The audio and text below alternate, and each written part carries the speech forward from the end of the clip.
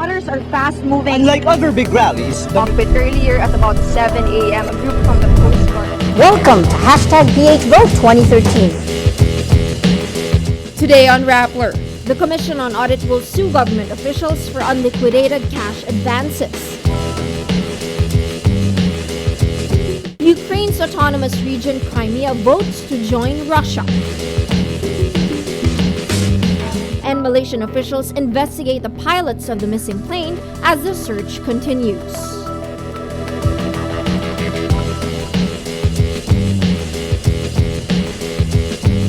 Hello, I'm Ai Makaraig, sitting in for Maria Ressa. Welcome to Rappler, your social news network. The Commission on Audit, or COA, will file malversation charges against 100 officials for unliquidated cash advances that reached 5 billion pesos in 2011. COA Chair Grace Pulido-Tan says the amount spans 20 to 40 years and is on top of the funds involved in the pork barrel scam, where lawmakers allegedly funneled public money through fake NGOs in exchange for kickbacks. Although Tan says millions of people did not liquidate cash advances, COA and the Ombudsman decided to set the threshold at 1 million pesos and above to ensure they go after people whom they could still recover the money from. For government officials with cash advances of less than 1 million pesos, Tan says the COA will work it out with the Civil Service Commission. Tan first announced in January that COA intended to sue agencies and officials for unliquidated cash advances. Tan says the COA issued a final demand in 2012 for the officials to liquidate their cash advances, with 1.6 billion pesos liquidated. Those who did not liquidate the remaining 3.4 billion pesos will now be sued. The Commission on Audit, or COA, describes the relief operations in the aftermath of Super Typhoon Yolanda, or Haiyan, as, quote, chaotic and crazy. In a Senate hearing Monday, COA Chair Grace Pulido-Tan says the agency will come up with a report on disaster response systems following the typhoon that killed more than 6,000 people in November 2013. COA's findings confirm what many observers long pointed out, but the government dismissed. Tan says there was really no one calling the shots, doing coherent coordination. Everybody was at a loss. In the aftermath of the typhoon, international aid poured in, but Tan says most went straight to beneficiaries instead of through agencies like the Department of Social Welfare and Development, or DSWD. Senators ordered the DSWD to monitor the funds that private organizations raised for Yolanda.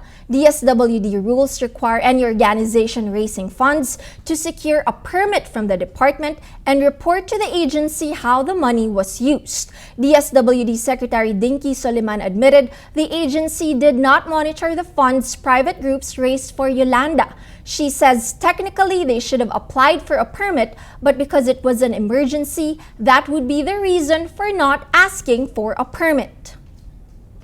For our social media posts of the day, people on social media react to COA's actions against erring government officials. Sten Bautista says, it would be much better if COA can really prove that at least one government official is guilty of the crime and announce the name of that official so people would know that this is not just for media mileage. Cristina Zamora Bora questions the COA's selective pursuit of those who haven't liquidated more than 1 million pesos. She says, why not just prosecute everyone who do not properly liquidate their cash advances? Stealing is stealing after all. The Indonesian official who successfully rehabilitated tsunami-hit Aceh in 2004 says the Philippines should give more authority to Rehabilitation Secretary Ping Lacson. Lacson is tasked with rebuilding areas devastated by Super Typhoon Yolanda. But with no power over the budget and a position limited to coordination, Lacson says his limited powers make the job difficult. Indonesian rehabilitation czar Kuntoro Mangkusubroto says Lacson should be given more power. Well, I suggest that Secretary Ping is given more power, okay? More power, budgetary power, implementation power, coordination power, and also a kind of freedom from the standard accounting auditing mechanism. Huge job like that, just to coordinate without any real power to enforce, to implement, it's going to be tough. But with all the support with other departments, agencies, then he can be very successful. The Indonesian government allowed Kuntoro not to go through a bidding process to speed up rebuilding. His group, the Executing Agency for Rehabilitation and Reconstruction, or BRR, also took a zero-tolerance stance against corruption. The BRR says it received around 93% of the aid promised, while the Philippines received only around a fifth of pledges. The Philippine Military Academy class of 2014 graduated Sunday, but controversial cadet Adrian Portugal was not among them. The case goes beyond the questionable decision that caused his dismissal and sheds light on the Academy's honor code. Carmela Fonbuena reports. 222 members of the Siklab Diwa class graduate in the middle of a controversy on the Academy's PMA Honor Code. The trigger, Cadet Aldrin Jeff Cuja. He fights the system to overturn the Honor Committee's ruling to dismiss him for lying. He gains strong public support and gets the President's attention.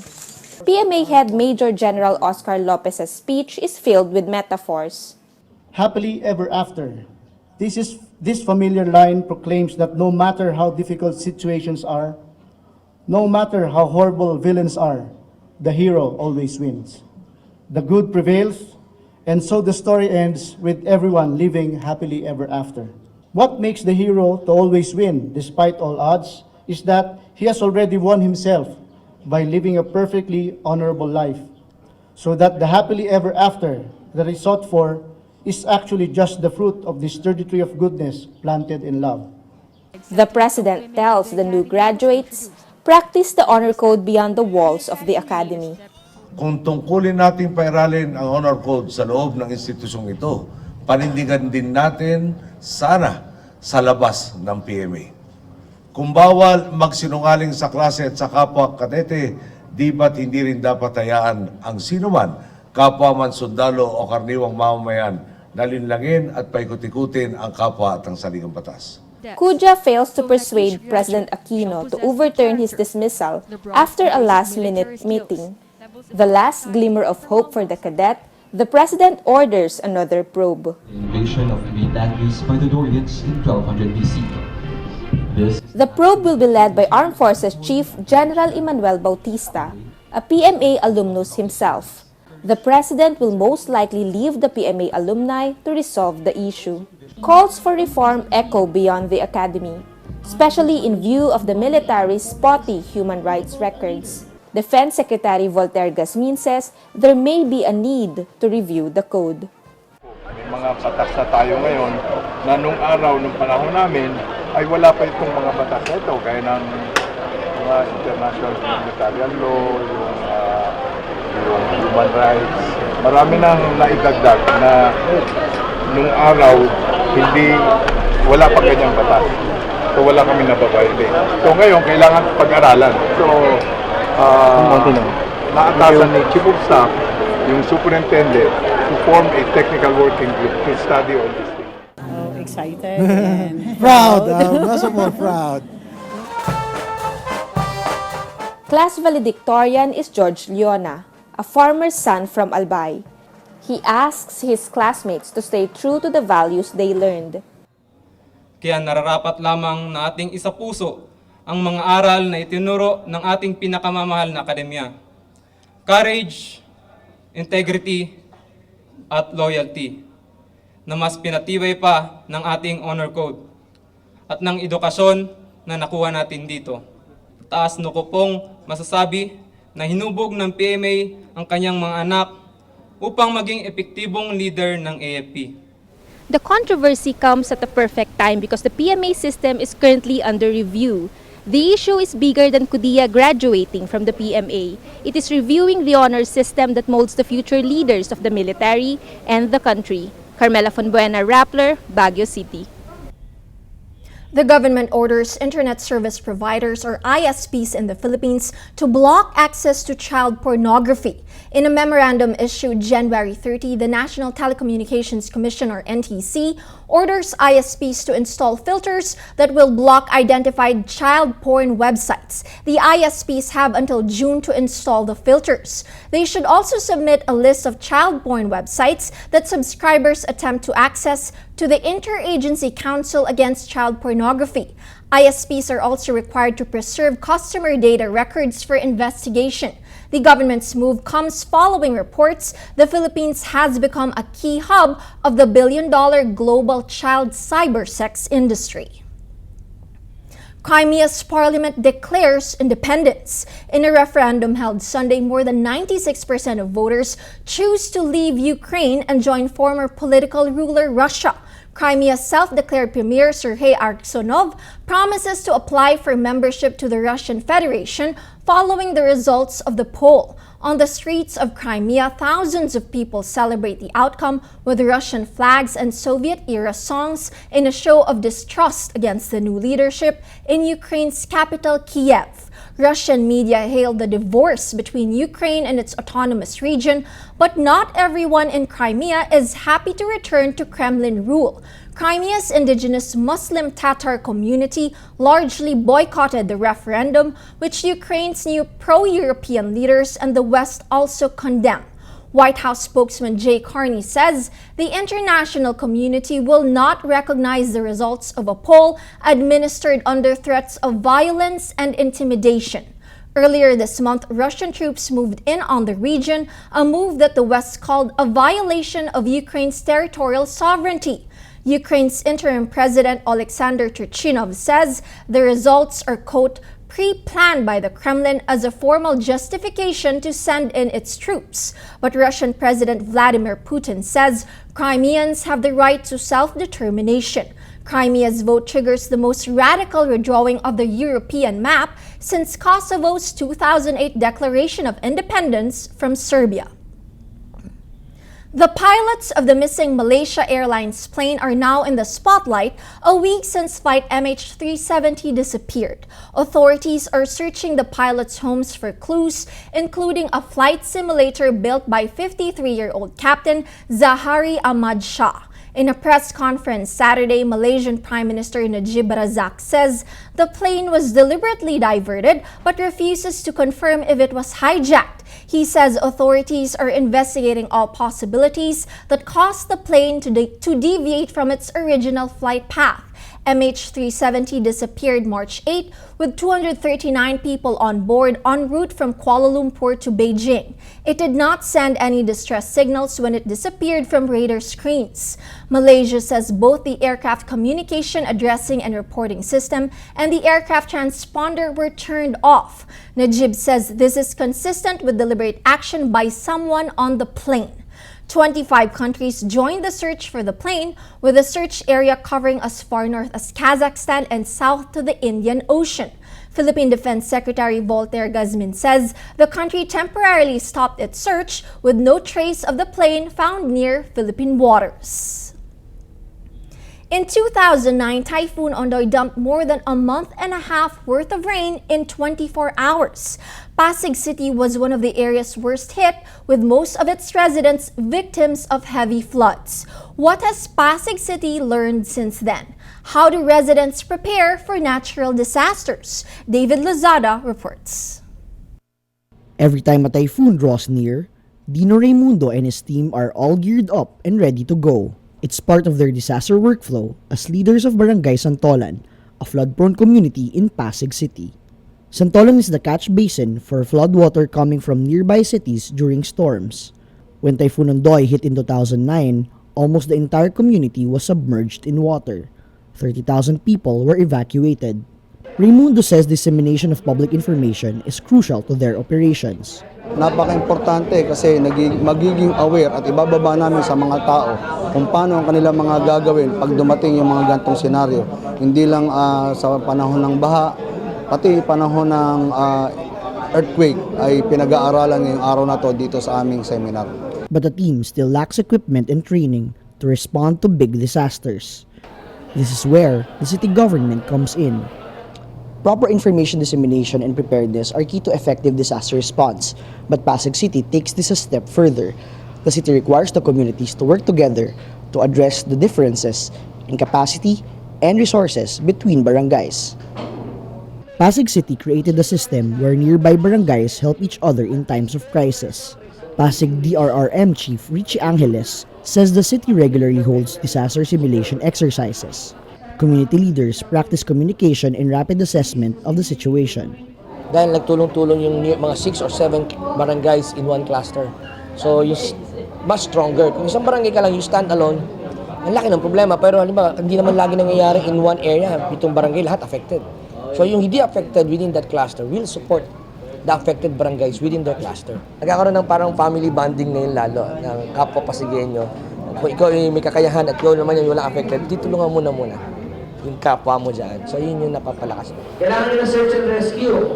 Raimundo is confident Barangay Santolan can withstand any calamity. Kami medyo preparado na kami dahil halos nakapagbasta na kami lahat ng mga gamit namin. Halos yung coordinated na kami dun sa, hindi lang sa local government unit, pati sa national, may connection na kami. Pasig's experience show the greatest resource for disaster preparedness are people. Even if short on resources, unified action, planning, and innovation are the best tools for saving lives. David Lozada, Rappler, Subic. Let's now look at Rappler's Wrap for today, a list of the 10 most important events around the world you shouldn't miss. At number 8, Thursday, March 13, marked Pope Francis's first year in office. As leader of the Roman Catholic Church, Francis has made leaps and bounds in creating a positive image for the Church. Cardinal Orlando Quevedo says his lasting image of Francis is of a Pope who is, quote, very simple, very affable, soft-spoken, and sort of jolly. Cardinal Luis Antonio Tagle adds, he has made the papal office more accessible to people, showing others how to live a simple lifestyle. Tagle says from his time as Buenos Aires Archbishop to the time he became Pope, Francis remained personable, person-oriented. And unlike his predecessors, Pope John Paul II and Pope Benedict XVI, Pope Francis can laugh in the presence of other cardinals. And at number 10, American Idol first runner-up Jessica Sanchez returns to Manila Sunday for a benefit concert for the victims of Super Typhoon Haiyan. Earlier, she performed at New York's Madison Square Garden for the Pinoy Relief Concert. The sales of her last single, Lead Me Home, will also go to Yolanda victims. Sanchez considers the Philippines her second home and says she is proud to be able to help victims of the super typhoon. For the full top 10, visit Rappler.com's The Wrap. Every story on Rappler has a mood meter which gives you 8 emotions to choose from. Click how you feel and your vote comes down to the mood navigator in the middle of the front page, which crowdsources the mood of the day. It also gives you the top 10 stories that affected our readers the most. Today's mood navigator is a mix of stories from sports, the Hunger Project, and the military. The big story over the weekend. Looking back at Ateneo's journey to its first UAAP volleyball crown, has 67% of readers feeling happy, 27% inspired. From Rappler's Hunger Project, Meal of the Day Pagpag, 75% of readers are sad, 18% angry. But the story that got the most votes is from the PMA graduation, or in his case, non-graduation. Kudia leaves PMA, 59% of people feel sad, 22% are angry. All contributing to the mood of the day today, most people are sad. That's Rappler's Newscast for today, Monday, March 17, 2014. Visit Rappler.com and watch your newscast Monday to Friday. Tell us how you feel on our mood meter and help us crowdsource the mood of the day. I'm Ai Makaraig, and as we say at Rappler, tomorrow begins today. We leave you with images from our MOVE event on disaster preparedness, response, and recovery in southern Leyte.